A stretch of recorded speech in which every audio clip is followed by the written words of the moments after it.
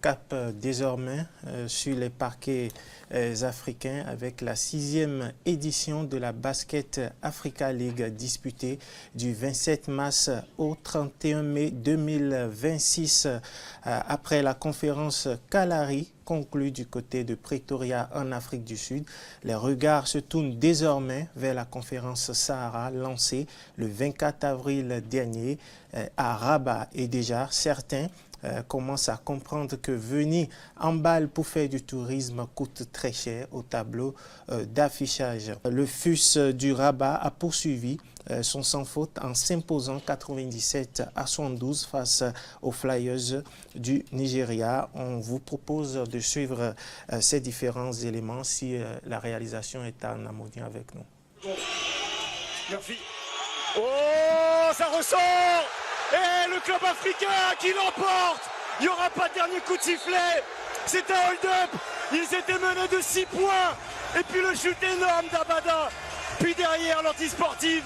C'est énorme ce que vient de faire le club africain, 69-68. Toujours, on reste sur les parquets de la balle orange, mais direction cette fois les États-Unis pour évoquer les playoffs en NBA où l'intensité continue de monter dans ce premier tour particulièrement spectaculaire. On débute dans la conférence Ouest avec l'affiche entre les Blazers de Portland et les Spurs de San Antonio du côté du Moda Center.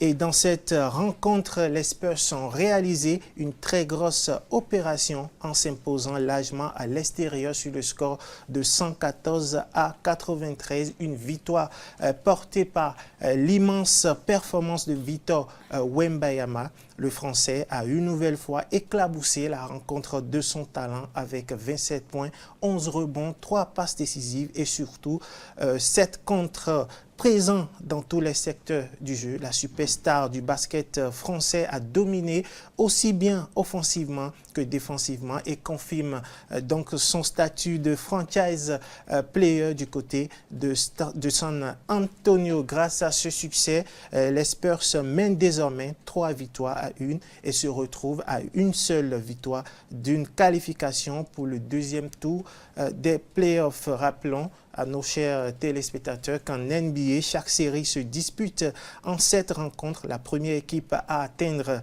4 victoires valide donc son billet pour le tour suivant. Dans la conférence Est, pour évoquer cette fois le choc très attendu entre les Sixers de Philadelphie de Joel Embiid face aux Boston de Celtics. Ce sont les verts et blancs de Celtics qui ont pris le dessus avec une victoire maîtrisée 128-96.